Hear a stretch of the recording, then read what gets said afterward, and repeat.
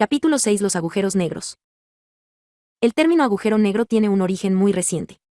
Fue acuñado en 1969 por el científico norteamericano John Wheeler como la descripción gráfica de una idea que se remonta hacia atrás un mínimo de 200 años, a una época en que había dos teorías sobre la luz, una, preferida por Newton, que suponía que la luz estaba compuesta por partículas, y la otra que asuma que estaba formada por ondas. Hoy en día, sabemos que ambas teorías son correctas. Debido a la dualidad onda/diagonal-corpúsculo de la mecánica cuántica, la luz puede ser considerada como una onda y como una partícula. En la teoría que la luz estaba formada por ondas, no quedaba claro cómo respondería esta ante la gravedad.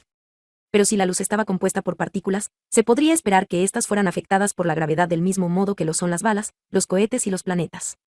Al principio, se pensaba que las partículas de luz viajaban con infinita rapidez, de forma que la gravedad no hubiera sido capaz de frenarías, pero el descubrimiento de Roemer que la luz viaja a una velocidad finita, significó el que la gravedad pudiera tener un efecto importante sobre la luz.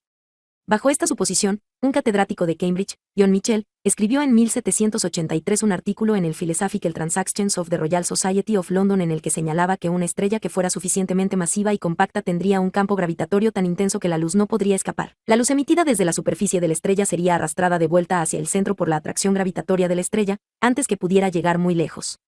Michell sugirió que podría haber un gran número de estrellas de este tipo.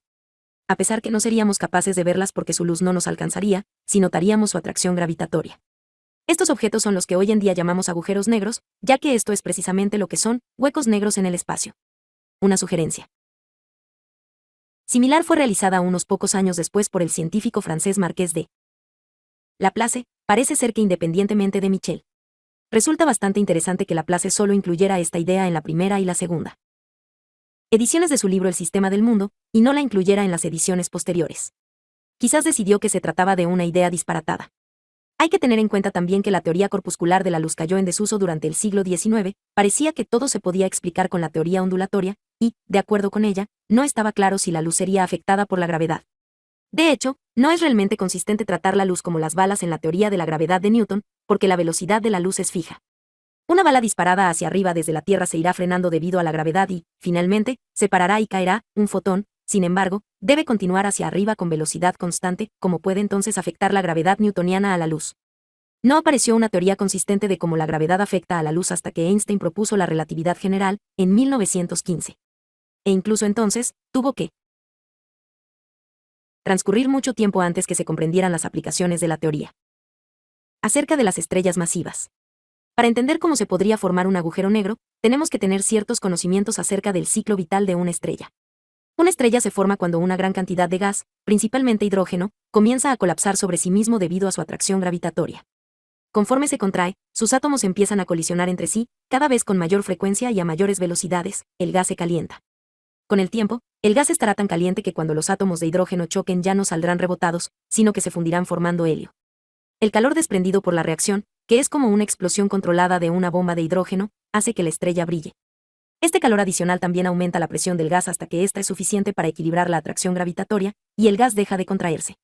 Se parece en cierta medida a un globo. Existe un equilibrio entre la presión del aire de dentro, que trata de hacer que el globo se hinche, y la tensión de la goma, que trata de disminuir el tamaño del globo. Las estrellas permanecerán estables en esta forma por un largo periodo, con el calor de las reacciones nucleares equilibrando la atracción gravitatoria.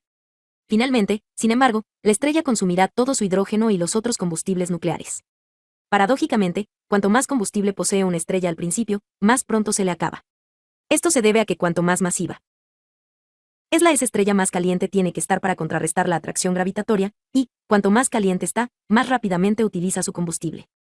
Nuestro Sol tiene probablemente suficiente combustible para otros 5.000 millones de años aproximadamente, pero estrellas más masivas pueden gastar todo su combustible en tan solo 100 millones de años, mucho menos que la edad del universo. Cuando una estrella se queda sin combustible, empieza a enfriarse y por lo tanto a contraerse. Lo que puede sucederle a partir de ese momento solo se empezó a entender al final de los años 20. En 1928, un estudiante graduado indio, Subramanian Chandrasekhar, se embarcó hacia Inglaterra para estudiar en Cambridge con el astrónomo británico Sir Arthur Eddington, un experto en relatividad general. Según algunas fuentes, un periodista le dijo a Eddington, al principio de los años 20, que había oído que había solo 3 personas en el mundo que entendieran la relatividad general. Eddington hizo una pausa, y luego replicó, estoy tratando de pensar quién es la tercera persona. Durante su viaje desde la India, Chandrasekhar calculó lo grande que podría llegar a ser una estrella que fuera capaz de soportar su propia gravedad, una vez que hubiera gastado todo su combustible. La idea era la siguiente: cuando la estrella se reduce en tamaño, las partículas materiales están muy cerca unas de otras, y así, de acuerdo con el principio de exclusión de Pauli, tienen que tener velocidades muy diferentes. Esto hace que se alejen unas de otras, lo que tiende a expandir a la estrella. Una estrella puede, por lo tanto, mantenerse con un radio constante, debido a un equilibrio entre la atracción de la gravedad y la repulsión que surge del principio de exclusión, de la misma manera que antes la gravedad era compensada por el calor. Chandrasekhar se dio cuenta, sin embargo, que existe un límite a la repulsión que el principio de exclusión puede proporcionar. La teoría de la relatividad limita la diferencia máxima entre las velocidades de las partículas materiales de la estrella a la velocidad de la luz. Esto significa que cuando la estrella fuera suficientemente densa, la repulsión debida al principio de exclusión sería menor que la atracción de la gravedad. Chandrasekhar calculó que una estrella fría de más de aproximadamente 1,5 veces la masa del Sol no sería capaz de soportar su propia gravedad. A esta masa se le conoce hoy en día como el límite de Chandrasekhar. Un descubrimiento similar fue realizado, casi al mismo tiempo, por el científico ruso Lev Davidovich Landau. Todo esto tiene serias aplicaciones en el destino último de las estrellas masivas. Si una estrella posee una masa menor que el límite de Chandrasekhar, puede finalmente cesar de contraerse y estabilizarse en un posible estado final, como una estrella enana blanca, con un radio de unos pocos miles de kilómetros y una densidad de decenas de toneladas por centímetro cúbico. Una enana blanca se sostiene por la repulsión, debida al principio de exclusión entre los electrones de su materia. Se puede observar un gran número de estas estrellas enanas blancas. Una de las primeras que se descubrieron fue una estrella que está girando alrededor de Sirio, la estrella más brillante en el cielo nocturno. Landau señaló que existía otro posible estado final para una estrella, también con una masa límite de 1 o 2 veces la masa del Sol, pero mucho más pequeña. Incluso que una enana blanca. Estas estrellas se mantendrían gracias a la repulsión, debida al principio de exclusión entre neutrones y protones, en vez de entre electrones. Se les llamó por eso estrellas de neutrones. Tendrían un radio de unos 15 kilómetros aproximadamente y una densidad de decenas de millones de toneladas por centímetro cúbico. En la época en que fueron predichas, no había forma de poder observarlas, no fueron detectadas realmente hasta mucho después. Estrellas con masas superiores al límite de Chandrasekhar tienen, por el contrario, un gran problema cuando se les acaba el combustible. En algunos casos consiguen explotar, o se las arreglan para desprenderse de la suficiente materia como para reducir su peso por debajo del límite y evitar así un catastrófico colapso gravitatorio, pero es difícil pensar que esto ocurra siempre, independientemente de lo grande que sea la estrella. ¿Cómo podría saber la estrella que tenía que perder peso? E incluso si todas las estrellas se las arreglaran para perder la masa suficiente, como para evitar el colapso, ¿qué sucedería si se añadiera más masa a una enana blanca o a una estrella de neutrones, de manera que se sobrepasara el límite? ¿Se colapsaría alcanzando una densidad infinita? Eddington se asombró tanto por esta conclusión que rehusó creerse el resultado de Chandrasekhar. Pensó que era simplemente imposible que una estrella pudiera colapsarse y convertirse en un punto. Este fue el criterio de la mayoría de los científicos. El mismo Einstein escribió un artículo en el que sostenía que las estrellas no podrían encogerse hasta tener un tamaño nulo. La hostilidad de otros científicos, en particular de Eddington, su antiguo profesor y principal autoridad en la estructura de las estrellas, persuadió a Chandrasekhar a abandonar esta línea de trabajo y volver su atención hacia otros problemas de astronomía, tales como el movimiento de los grupos de estrellas. Sin embargo, cuando se le otorgó el premio Nobel en 1983, fue, al menos en parte, por sus primeros trabajos sobre la masa límite de las estrellas frías. Chandrasekhar había demostrado que el principio de exclusión no podría detener el colapso de una estrella más masiva que el límite de Chandrasekhar, pero el problema de entender qué es lo que le sucedería a tal estrella, de acuerdo con la relatividad general, fue resuelto por primera vez por un joven norteamericano, Roberto Oppenheimer, en 1939. Su resultado, sin embargo, sugería que no habría consecuencias observables que pudieran ser detectadas por un telescopio de su época. Entonces comenzó la Segunda Guerra Mundial y el propio Oppenheimer se vio involucrado en el proyecto de la bomba atómica. Después de la guerra, el problema del colapso gravitatorio fue ampliamente olvidado, ya que la mayoría de los científicos se vieron atrapados en el estudio de lo que sucede a escala atómica y nuclear. En los años 60, no obstante, el interés por los problemas de gran escala de la astronomía y la cosmología fue resucitado a causa del aumento en el número y categoría de las observaciones astronómicas, ocasionado por la aplicación de la tecnología moderna. El trabajo de Oppenheimer fue entonces redescubierto y adoptado por cierto número de personas. La imagen que tenemos hoy del trabajo de Oppenheimer es la siguiente: el campo gravitatorio de la estrella cambia los caminos de los rayos de luz en el espacio-tiempo, respecto de cómo hubieran sido si la estrella no hubiera estado presente. Los conos de luz, que indican los caminos seguidos en el espacio y en el tiempo por destellos luminosos emitidos desde sus vértices, se inclinan ligeramente hacia adentro cerca de la superficie de la estrella. Esto puede verse en la desviación de la luz, proveniente de estrellas distantes, observada durante un eclipse solar. Cuando la estrella se contrae, el campo gravitatorio en su superficie es más intenso y los conos de luz se inclinan más hacia adentro. Esto hace más difícil que la luz de la estrella escape, y la luz se muestra más débil y más roja para un observador lejano. Figura 6.1. Finalmente, cuando la estrella se ha reducido hasta un cierto radio crítico, el campo gravitatorio en la superficie llega a ser tan intenso, que los conos de luz se inclinan tanto hacia adentro que la luz ya no puede escapar. Figura 6.1. De acuerdo con la teoría de la relatividad, nada puede viajar más rápido que la luz. Así, si la luz no puede escapar, tampoco lo puede hacer ningún otro objeto, todo es arrastrado por el campo gravitatorio. Por lo tanto, se tiene un conjunto de sucesos, una región del espacio-tiempo, desde donde no se puede escapar y alcanzar a un observador lejano. Esta región es lo que hoy en día llamamos un agujero negro. Su frontera se denomina el horizonte de sucesos y coincide con los caminos de los rayos luminosos que están justo a punto de escapar del agujero negro, pero no lo consiguen. Para entender lo que se vería si uno observara cómo se colapsa una estrella para formar un agujero negro, hay que recordar que en la teoría de la relatividad no existe un tiempo absoluto. Cada observador tiene su propia medida del tiempo. El tiempo para alguien que esté en una estrella será diferente al de otra persona lejana, debido al campo gravitatorio de esa estrella. Supongamos que un intrépido astronauta, que estuviera situado en la superficie de una estrella que se colapsa, y se colapsará hacia adentro con ella, enviase una señal cada segundo, de acuerdo con su reloj, a su nave espacial que gira en órbita alrededor de la estrella. A cierta hora según su reloj, digamos que a las 11, la estrella se reduciría por debajo de su radio crítico, entonces el campo gravitatorio se haría tan intenso que nada podría escapar y las señales del astronauta ya no alcanzarían a la nave. Conforme se acercaran las 11, sus compañeros, que observaran desde la nave, encontrarían los intervalos entre señales sucesivas cada vez más largos, aunque dicho efecto sería muy pequeño antes de las 10:59 y 59 segundos. Solo tendrían que esperar poco más de un segundo entre la señal del astronauta de las 10:59 y 58 segundos y la que envió cuando en su reloj eran las 10:59 y 59 segundos, pero tendrían que esperar eternamente la señal de las 11. Las ondas luminosas emitidas desde la superficie de la estrella entre las 10 horas 59 minutos y 59 segundos y las 11, según el reloj del astronauta, estarían extendidas a lo largo de un periodo infinito de tiempo, visto desde la nave. El intervalo de tiempo entre la llegada de ondas sucesivas a la nave se haría cada vez más largo, por eso la luz de la estrella llegaría cada vez más roja y más débil. Al final, la estrella sería tan oscura que ya no podría verse desde la nave, todo lo que quedaría sería un agujero negro en el espacio. La estrella continuaría, no obstante, ejerciendo la misma fuerza gravitatoria sobre la nave, que seguiría en órbita alrededor del agujero negro. Pero este supuesto no es totalmente realista, debido al problema siguiente. La gravedad se hace tanto más débil cuanto más se aleja uno de la estrella, así la fuerza gravitatoria sobre los pies de nuestro intrépido astronauta sería siempre mayor que sobre su cabeza. Esta diferencia de las fuerzas estiraría a nuestro astronauta como un espagueti o lo despedazaría antes que la estrella se hubiera contraído hasta el radio crítico en que se forma el horizonte de sucesos. No obstante, se cree que existen objetos mayores en el universo que también pueden sufrir un colapso gravitatorio y producir agujeros negros. Un astronauta situado encima de uno de estos objetos no sería despedazado antes que se formara el agujero negro.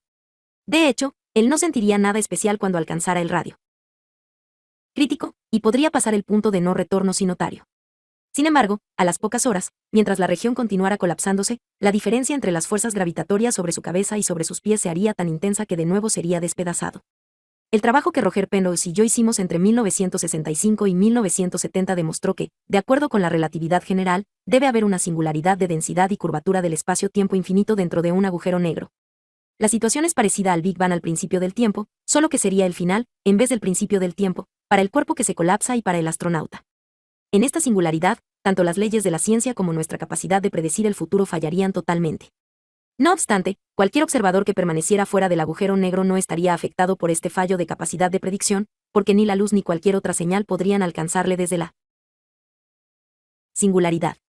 Este hecho notable llevó a Roger Penrose a proponer la hipótesis de la censura cósmica, que podría parafrasearse como Dios detesta una singularidad desnuda. En otras palabras, las singularidades producidas por un colapso gravitatorio solo ocurren en sitios, como los agujeros negros, en donde están decentemente ocultas por medio de un horizonte de sucesos, para no ser vistas desde fuera. Estrictamente, esto es lo que se conoce como la hipótesis débil de la censura cósmica, protege a los observadores que se quedan fuera del agujero negro de las consecuencias de la crisis de predicción que ocurre en la singularidad, pero no hace nada por el pobre desafortunado astronauta que cae en el agujero. Existen algunas soluciones de las ecuaciones de la relatividad general en las que le es posible al astronauta ver una singularidad desnuda, él puede evitar chocar con la singularidad y, en vez de esto, caer a través de un agujero de gusano, para salir en otra región del universo. Esto ofrecería grandes posibilidades de viajar en el espacio y en el tiempo, aunque desafortunadamente parece ser que estas soluciones son altamente inestables. La menor perturbación, como, por ejemplo, la presencia del astronauta, puede cambiarlas, de forma que el astronauta podría no ver la singularidad hasta que chocara con ella, momento en el que encontraría su final. En otras palabras, la singularidad siempre estaría en su futuro y nunca en su pasado. La versión fuerte de la hipótesis de la censura cósmica nos dice que las singularidades siempre estarán, o bien enteramente en el futuro, como las singularidades de colapsos gravitatorios, o bien enteramente en el pasado, como el Big Bang. Es muy probable que se verifique alguna de las versiones de la censura cósmica, porque cerca de singularidades desnudas puede ser posible viajar al pasado. Aunque esto sería atractivo para los escritores de ciencia ficción, significaría que nuestras vidas nunca estarían a salvo. Alguien podría volver al pasado y matar a tu padre o a tu madre antes que hubiera sido concebido. El horizonte de sucesos, la frontera de la región del espacio-tiempo desde la que no es posible escapar, actúa como una membrana unidireccional alrededor del agujero negro. Los objetos, tales como astronautas imprudentes, pueden caer en el agujero negro a través del horizonte de sucesos, pero nada puede escapar del agujero negro a través del horizonte de sucesos. Recordemos que el horizonte de sucesos es el camino en el espacio-tiempo de la luz que está tratando de escapar del agujero negro, y nada puede viajar más rápido que la luz. Uno podría decir del horizonte de sucesos lo que el poeta Dante dijo a la entrada del infierno: perded toda esperanza al traspasarme. Cualquier cosa o persona que cae a través del horizonte de sucesos pronto alcanzará la región de densidad infinita y el final del tiempo. La relatividad general predice que los objetos pesados en movimiento producirán la emisión de ondas gravitatorias, rizos en la curvatura del espacio que viajan a la velocidad de la luz. Dichas ondas son similares a las ondas luminosas, que son rizos del campo electromagnético, pero mucho más difíciles de detectar. Al igual que la luz, se llevan consigo energía de los objetos que las emiten. Uno esperaría, por lo tanto, que un sistema de objetos masivos se estabilizara finalmente en un estado estacionario, ya que la energía de cualquier movimiento se perdería en la emisión de ondas gravitatorias. Es parecido a dejar caer un corcho en el agua, al principio. Se mueve bruscamente hacia arriba y hacia abajo, pero cuando las olas se llevan su energía, se queda finalmente en un estado estacionario. Por ejemplo, el movimiento de la Tierra en su órbita alrededor del Sol produce ondas gravitatorias. El efecto de la pérdida de energía será cambiar la órbita de la Tierra, de forma que gradualmente se irá acercando cada vez más al Sol, con el tiempo colisionará con él, y se quedará en un estado estacionario. El ritmo de pérdida de energía en el caso de la Tierra y el Sol es muy lento, aproximadamente el suficiente para hacer funcionar un pequeño calentador eléctrico. Esto significa que la Tierra tardará unos 1.000 billones de años en chocar con el Sol, por lo que no existe un motivo inmediato de preocupación. El cambio en la órbita de la Tierra es demasiado pequeño para ser observado, pero el mismo efecto ha sido detectado durante los últimos años en el sistema llamado PSR 1913+16. PSR se refiere a pulsar, un tipo especial de estrella de neutrones que emite pulsos regulares de ondas de radio. Este sistema contiene dos estrellas de neutrones girando una alrededor de la otra. La energía que están perdiendo, debido a la emisión de ondas gravitatorias, les hace girar entre sí en espiral. Durante el colapso gravitatorio de una estrella para formar un agujero negro, los movimientos serían mucho más rápidos, por lo que el ritmo de emisión de energía sería mucho mayor. Así pues, no se tardaría demasiado en llegar a un estado estacionario. ¿Qué parecería este estado final? Se podría suponer que dependería de todas las complejas características de la estrella de la que se ha formado.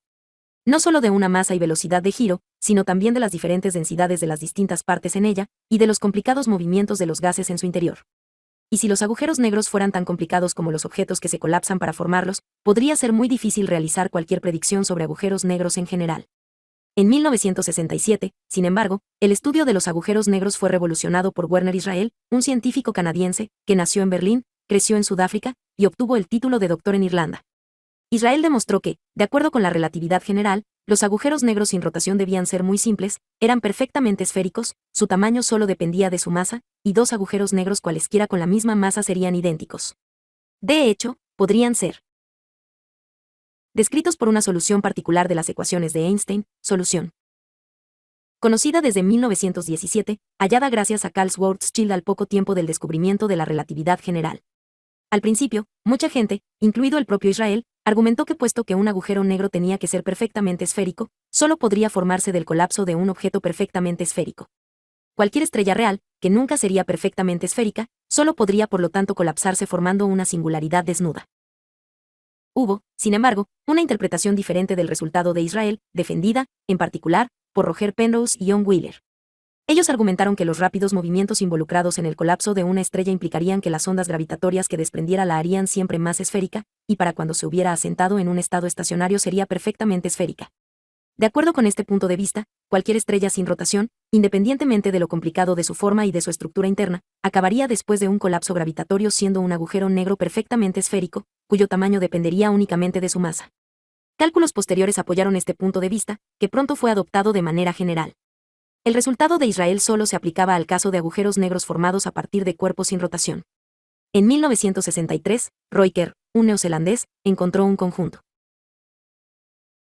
de soluciones a las ecuaciones de la relatividad general que describían agujeros negros en rotación.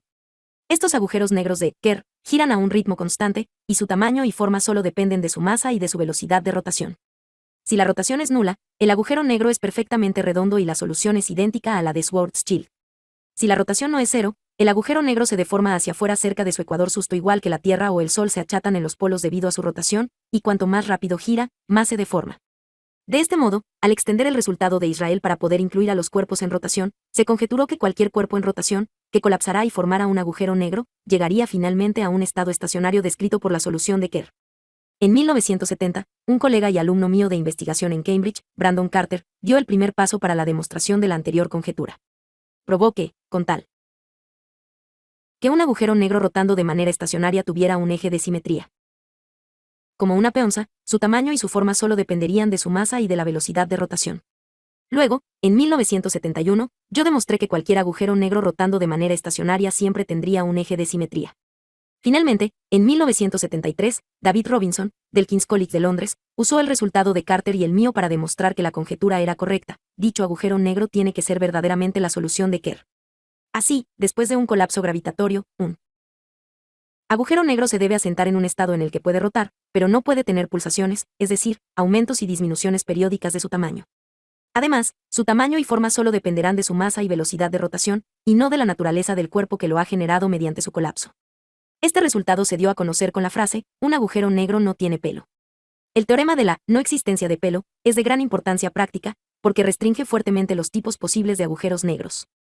Se pueden hacer, por lo tanto, modelos detallados de objetos que podrían contener agujeros negros, y comparar las predicciones de estos modelos con las observaciones.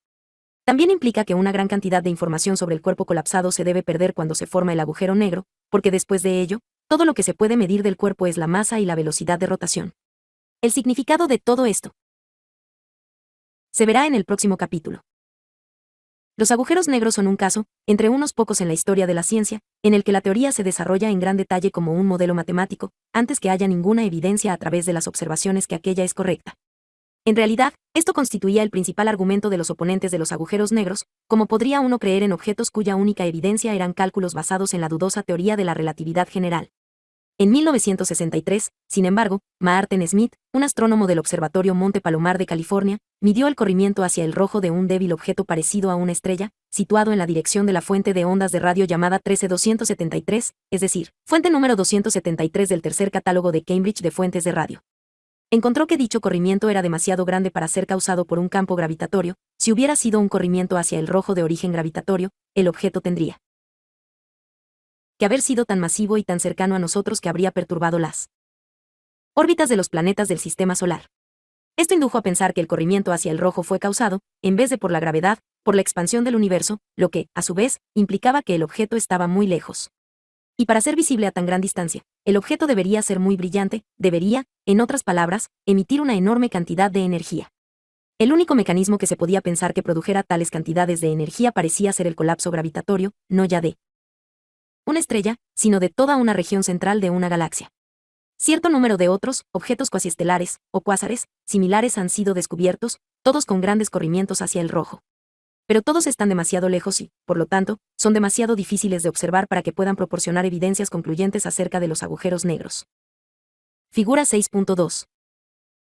Nuevos estímulos sobre la existencia de agujeros negros llegaron en 1967 con el descubrimiento, por un estudiante de investigación de Cambridge, Jocelyn Bell, de objetos celestes que emitían pulsos regulares de ondas de radio. Al principio, Bell y su director de tesis, Anthony Hewitt, pensaron que podrían haber establecido contacto con una civilización extraterrestre de la galaxia.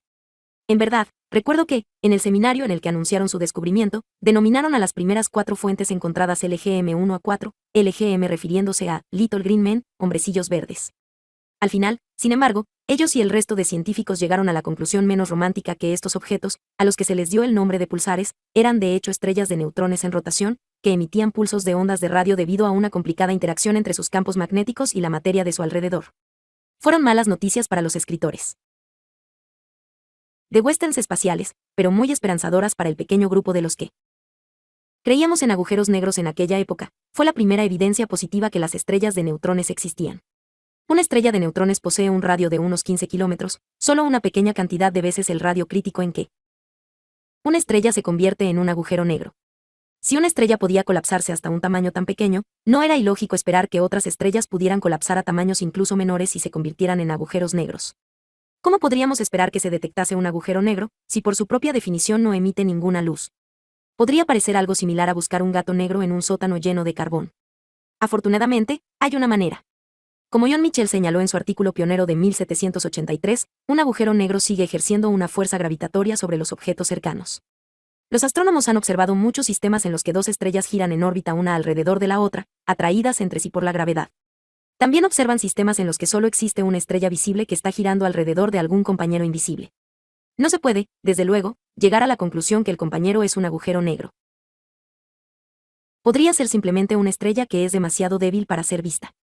Sin embargo, algunos de estos sistemas, como el llamado Cygnus X1, figura 6.2, también son fuentes intensas de rayos X. La mejor explicación de este fenómeno es que se está quitando materia de la superficie de la estrella visible. Cuando esta materia cae hacia el compañero invisible, desarrolla un movimiento espiral, parecido al movimiento del agua cuando se vacía una bañera, y adquiere una temperatura muy alta, emitiendo rayos X, figura 6.3. Para que este mecanismo funcione, el objeto invisible tiene que ser pequeño, como una enana blanca, una estrella de neutrones o un agujero negro. A partir de la órbita observada de la estrella visible, se puede determinar la masa más pequeña posible del objeto invisible. En el caso de Cygnus X1, esta es de unas 6 veces la masa del Sol, lo que, de acuerdo con el resultado de Chandrasekhar, es demasiado grande para que el objeto invisible sea una enana blanca. También es una masa demasiado grande para ser una estrella de neutrones. Parece, por lo tanto, que se trata de un agujero negro. Existen otros modelos para explicar Cygnus X1, que no incluyen un agujero negro, pero todos son bastante inverosímiles. Un agujero negro parece ser la única explicación realmente natural de las observaciones. A pesar de ello, tengo pendiente una apuesta con Kip Thorne, del Instituto Tecnológico de California, que, de hecho, Cygnus X1 no contiene ningún agujero negro. Se trata de una especie de póliza de seguros para mí. He realizado una gran cantidad de trabajo sobre agujeros negros, y estaría todo perdido si resultara que los agujeros negros no existen. Pero en este caso, tendría el consuelo de ganar la apuesta, que me proporcionaría recibir la revista Private Eye durante 4 años. Si los agujeros negros existen, Kip obtendrá una suscripción a la revista Penthouse para 1 año. Cuando hicimos la apuesta, en 1975, teníamos una certeza de un 80% que Cygnus era un agujero negro. Ahora, diría que la certeza es de un 95%, pero la apuesta aún tiene que dirimirse. Figura 6.3. Figura 6.3. En la actualidad tenemos también evidencias de otros agujeros negros en sistemas como el de Cygnus X1 en nuestra galaxia y en 2 galaxias vecinas llamadas las nubes de Magallanes. El número de agujeros negros es, no obstante, casi con toda certeza muchísimo mayor. En la larga historia del universo, muchas estrellas deben haber consumido todo su combustible nuclear, por lo que habrán tenido que colapsarse. El número de agujeros negros podría ser incluso mayor que el número de estrellas visibles, que contabiliza un total de unos 100.000 millones solo en nuestra galaxia.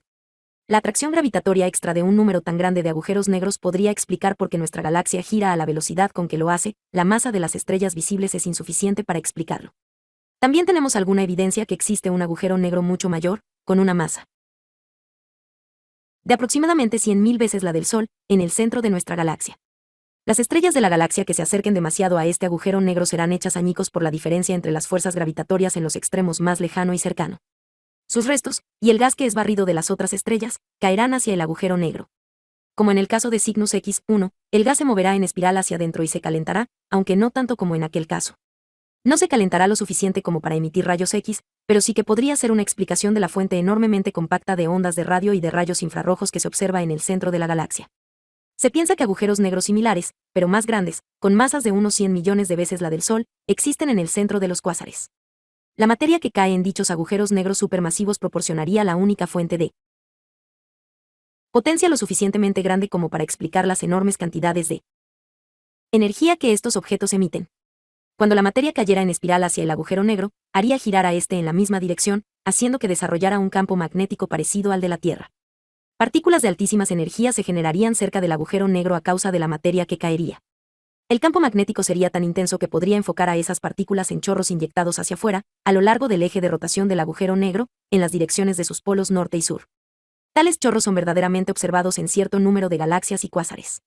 También se puede considerar la posibilidad que pueda haber agujeros negros con masas mucho menores que la del Sol.